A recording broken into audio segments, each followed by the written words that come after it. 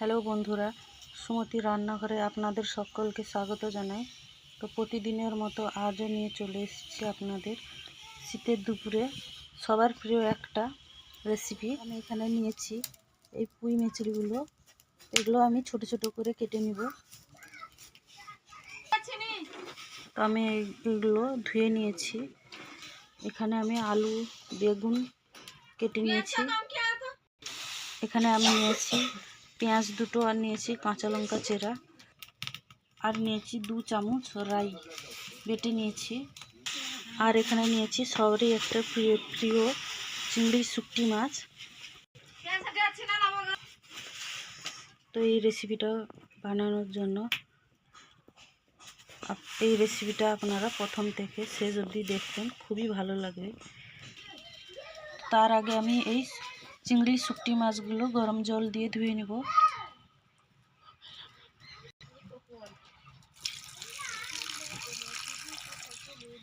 দিয়ে এটাকে কিছুক্ষণ রেখে দেব।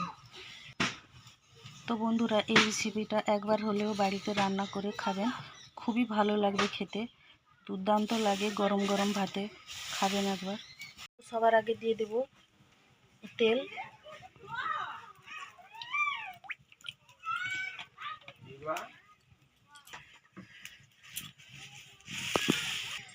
তো সবার আগে দিয়ে দিব শুটকি মাছগুলো।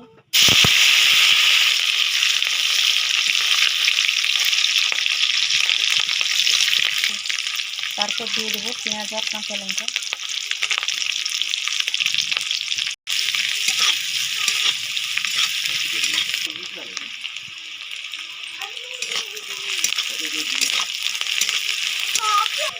দেখুন পেঁয়াজগুলো ভাজা হয়ে গেছে।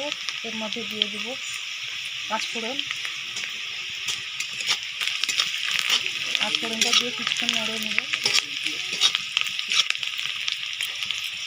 তারপর দিয়ে দিব ওই পুঁই মেচড়িগুলো দিয়ে দেবো।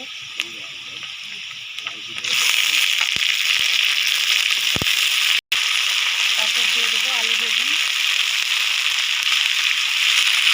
কিছুক্ষণ এটাকে নাড়িয়ে নেব।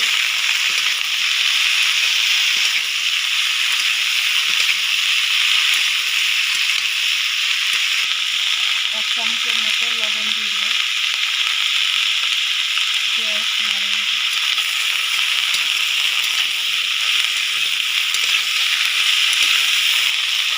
5 মিনিটের মতো এটা ঢাকনা দিয়ে রাখবো।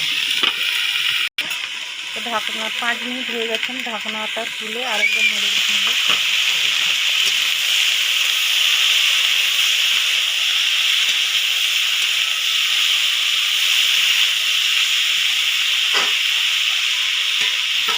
দিয়ে দেবো 1 চামচ হলুদ গুঁড়ো,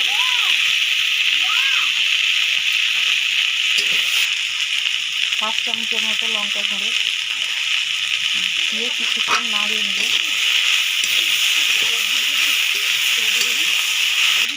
তারপর দেবো রাই বাটা, এটা দিয়ে আবার কিছুক্ষণ নেড়ে নেব।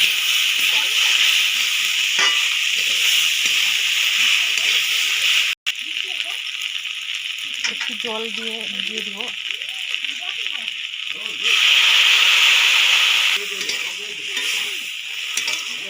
তো এখানে দিয়ে দেবো 1 বাটি জল। এই জলটা দিয়ে কিছুক্ষণ ঢাকনা দিয়ে 5 মিনিটের মতো ফুটিয়ে নেব। তো 5 মিনিট হয়ে গেছে, আমি ঢাকনাটা তুলে 1/2 চামচের মতো একটু লবণ দিয়ে দেবো। তো এটাকে ভালো করে ঘেঁটে নেব। আলু বেগুন আছে, তো এই রেসিপিটা একটু ঘাঁটা ঘাঁটা টাইপের হবে। তো আমি এই রেসিপিটা রান্না হয়ে গেছে, আমি নামিয়ে নিয়েছি। তো একবার হলেও আপনারা বাড়িতে রান্না করে খাবেন, খুবই ভালো লাগবে খেতে।